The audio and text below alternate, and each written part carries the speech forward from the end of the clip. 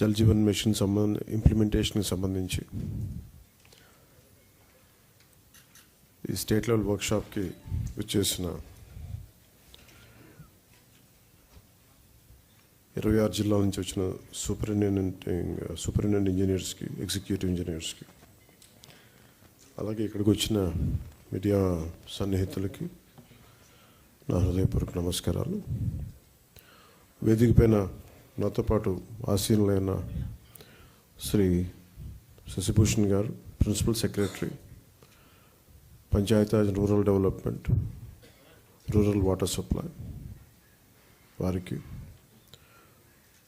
శ్రీ కృష్ణతేజ గారికి, commissioner Panchayati Raj and rural development, Sanjeev Reddy గారికి, engineer in chief rural water supply, Venkateswara గారికి, engineer in chief water resources, అలాగే హరిప్రసాద్ గారికి, గౌరవ ఎమ్మెల్సీ, శాసనమండలి సభ్యులకి నా హృదయపూర్వక నమస్కారాలు.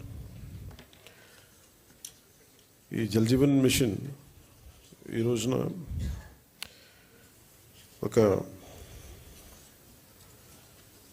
2019 ఆగస్టులో ప్రారంభమైంది. 2024కి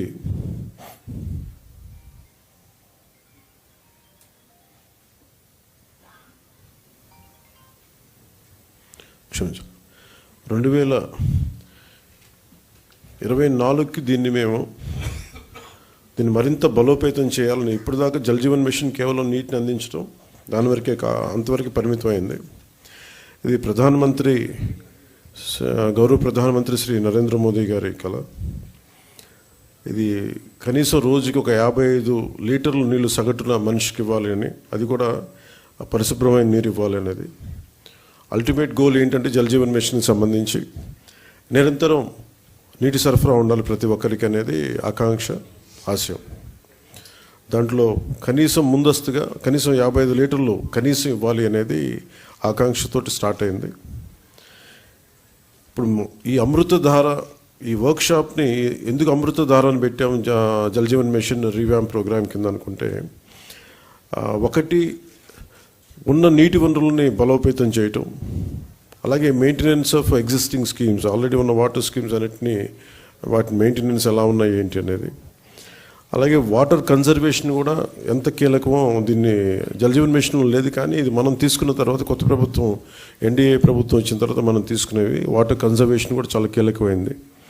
అలాగే ట్రైనింగ్ అండ్ కెపాసిటీ, ఒకటికి ఉద్యోగస్తులకే కాకుండా ప్రజలను కూడా దీంట్లో భాగస్వామ్యం చేయాలనేది ఒకటి.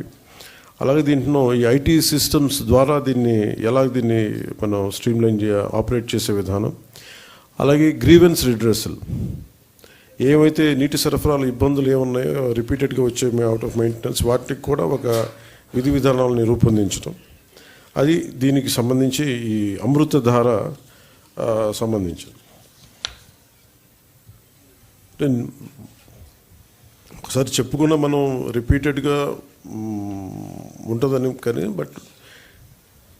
కనీసం ఒక్కరోజు 1 గంట నీళ్లు తాగకపోయినా, 1 పూట నీళ్లు తాగకపోయినా దాని కష్టం ఎంత ఉంటుందో మనందరికీ తెలిసిందే. ఏకాదశి వ్రతాలు కానీ ఏదైనా సరే పొద్దున్నుంచి సాయంత్రం వరకు నీళ్లు తాగకుండా రకరకాల మనం ఈ రిలీజియస్ థింగ్ మనం ఈ పండుగల్లో అప్పుడు ప్రత్యేక పర్వదినాలప్పుడు చేసేవి, కానీ అప్పుడు కానీ మన నీటి విలువ తెలియదు. నీటి దొరకనప్పుడే మన నీటి విలువ తెలుస్తుంది.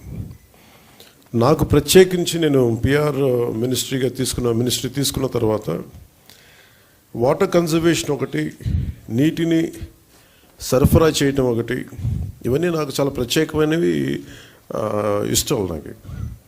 అంటే చాలా సందర్భాల్లో నేను చెప్పింది ఏంటంటే, నా అనుభవాలు పంచుకున్నది. ఒకసారి యూఎస్లో కూడా హార్వర్డ్ యూనివర్సిటీకి వెళ్ళినప్పుడు కూడా అక్కడ ఒక స్పీచ్ ఇస్తూ ఉంటే, ఒక కీనోట్ అడ్రస్లో అక్కడ నేను చెప్పింది, ఒక ఆదిలాబాద్లో ఒక తాండాలో జరిగిన సంఘటన ఒకటి చెప్పాను. చాలాసార్లు పొలిటికల్గా మేము వెళ్తున్నప్పుడు చాలా ఆకాశంత ప్రామిసులు చేస్తూ ఉంటాం, ఆకాశాన్ని తీసుకొచ్చి పందిరేస్తూ ఉంటాం, ఇవన్నీ చేస్తూ ఉంటాం. కానీ ఇలాంటి సందర్భంలో 2008లో ఆదిలాబాద్లోని ఒక తాండాలో పాపం 3-4 తాండాలకు కలిపి ఒకటే బోర్ పాయింట్ అది. అందరూ వచ్చి అక్కడి నుంచి పట్టుకునేవాళ్ళు. ఒక కళ్ళు లేని కనుగుడ్లు కూడా లేవు పెద్ద ఆవిడ. ఆవిడొచ్చి అడిగింది, నా దగ్గరికి వచ్చి మరాఠీకి అంటే మరాఠీ యాక్సెంట్లో ఉన్న తెలుగులో ఆవిడ అడిగింది నన్ను నీళ్ళు ఇప్పించమని. ఇంకేం అడగల. అంటే నీరు ఎంత కీలకమైందంటే మనం ఒక భీష్మేకాదశి రోజున 24 గంటలు నీళ్లు తాకపోతే ఎంత దారుణంగా ఉండదో నిజంగా కష్టం పాటించే వాళ్ళకి తెలుసు, వ్రతాలు పాటించే వాళ్ళకి, కానీ దొరకని వాళ్ళకి. సో ఇది అనేక మంది, చాలామంది నలిగి బాధలను అర్థం చేసుకుని దానికి ఒక పరిష్కార మార్గం, చాలామంది శ్రమ ఎప్పటికప్పుడు చేసుకుంటూ వచ్చారు. నేను రివ్యూ చేసిన తర్వాత పంచాయతీరాజ్ శాఖ రివ్యూస్లో జేజేఎంది చాలా కీలకంగా అనిపించింది. చాలా ఉన్నతమైన ఆశయంతో మొదలుపెట్టింది, ఎందుకు మనం దీన్ని ముందుకు తీసుకెళ్ళలేకపోయాం అనేది చాలా లోతుగా ఒకసారి అధ్యయనం చేస్తే,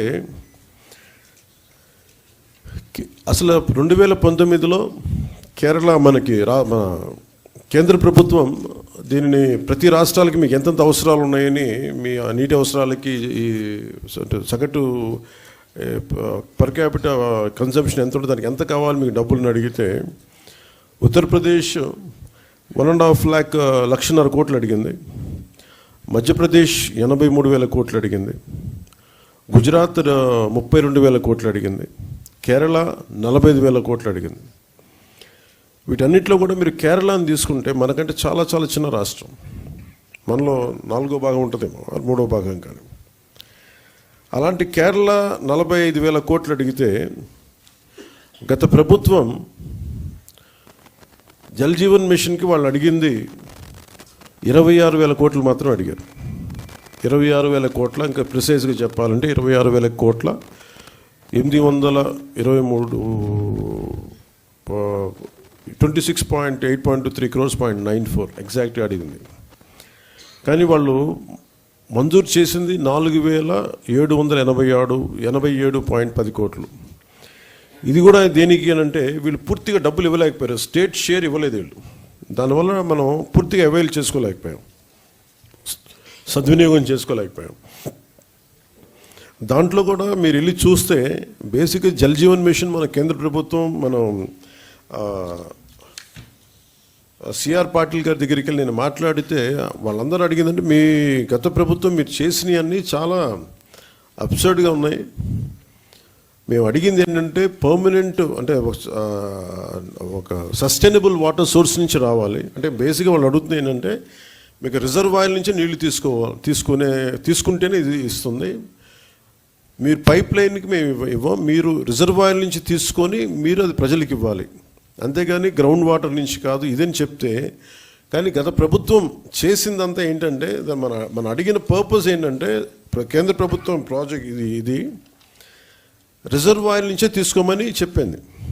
కానీ గత ప్రభుత్వం ఈ 4,000 కోట్లకు కూడా, ఎందుకంటే మనం కొత్త ప్రభుత్వం వచ్చాక దాదాపు 700 కోట్లు మనం తీసుకున్నాం, మనం చేసిన మనం తీసుకున్నది.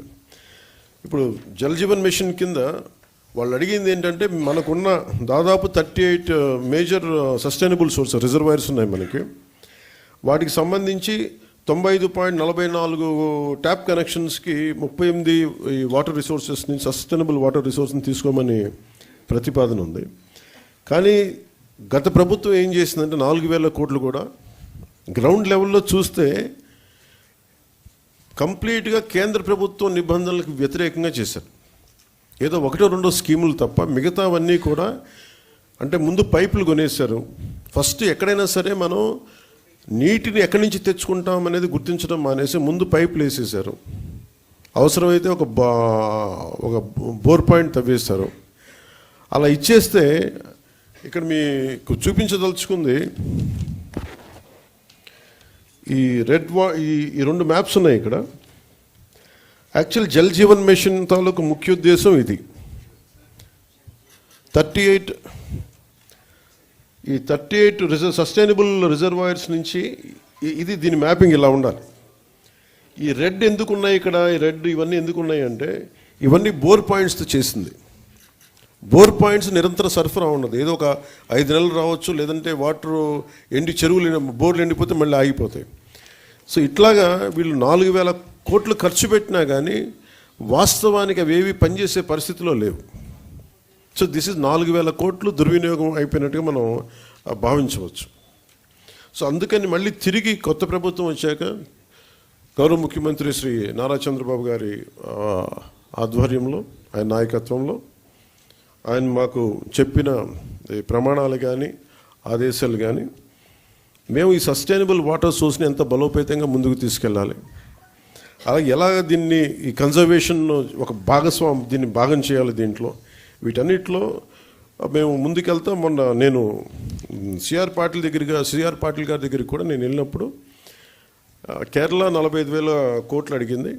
మేము అడుగుతుంది కనీసం మాకున్న రాష్ట్రానికి మాకున్న పరిధి కనీసం ఒక 70,000 కోట్లు మాకు మంజూరు చేయమని నేను ప్రతిపాదించాం. రాష్ట్ర ప్రభుత్వం తరపు నుంచి ప్రతిపాదిస్తే వాళ్ళు అడిగింది ఏంటంటే, మీరు కంప్లీట్ డీటెయిల్డ్ ప్రాజెక్ట్ రిపోర్ట్ తీసుకొని ఎందుకు మీకు 70,000 కోట్లు ఖర్చు అవుతుంది అది మొత్తం వివరాలు ఇమ్మంటే మేము దాన్ని ఆ పనిలో ఆ క్రమంలో ఉన్నాం. ఐ థింక్ అది శశిభూషణ్ గారు చెప్పాలి, అది ఆల్మోస్ట్ ఇప్పుడు మనం వచ్చి జనవరి నెలాఖరికి కంప్లీట్ డిపిఆర్ తీసుకొని